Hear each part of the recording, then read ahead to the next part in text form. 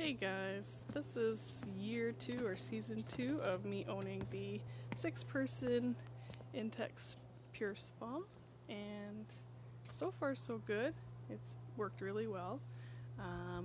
Takes about 3 days to heat up if you're putting in cold water, and when we set it up this year we noticed that there was a hole in the bottom, so when you're packing it away to be really careful that it doesn't get any rips. So what I used was some Gorilla double-sided mounting tape, and it's actually holding up really well to patch the hole.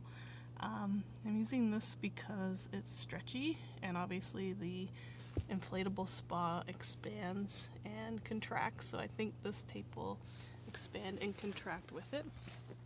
I'm going to open it up and I'm going to check the water and see how it's filtering and what the temperature is now. Hoping to use it tonight. You can see if you overinflate the lid gets a little bit lopsided. So that was another issue that I had with this spa, but it's kind of my fault, so I didn't bother to try and get a new lid. And we just keep a regular little chlorine floater in there. And at the moment, it says 30 degrees, so it takes a long time to heat up in the Ontario Canadian cold weather. I'm going to test the chemicals too, so hopefully we can use it tonight. It's holding the air pretty good with that patch. The tips that I learned from another YouTuber was to put those kids' gym mats under the tub, then they just kind of stick together. So I have 4 of those under there.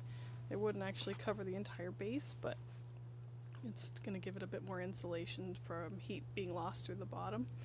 And I thought maybe a lid of that foam, those gym mats, if I cut a circle out to put on top of the water, that would also really be a good insulator for it. Here is just one of the test strips that you can buy. This one's not my personal favorite because I don't find that the colors are as obvious as some of the other testing. This one came with the package, but there's better ones that you can buy from Canadian Tire or any sort of hardware store. I'm gonna dip it in and see how I'm doing with my colors here.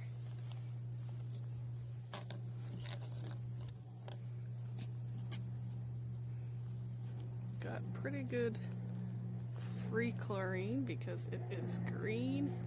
My pH is a little low, so I might add some baking soda. And I've got good alkalinity and no calcium hardness, which I think is probably a good thing. So I think based on this, I'm going to add a tiny bit more baking soda, but otherwise I'm actually pretty good with the amount of chlorine so far. I can always add more chlorine tablets. Anyway, so hopefully in a few hours I'll get to about 35 degrees Celsius, which is kind of the minimum you'd want. 40 is the max. Wish me luck.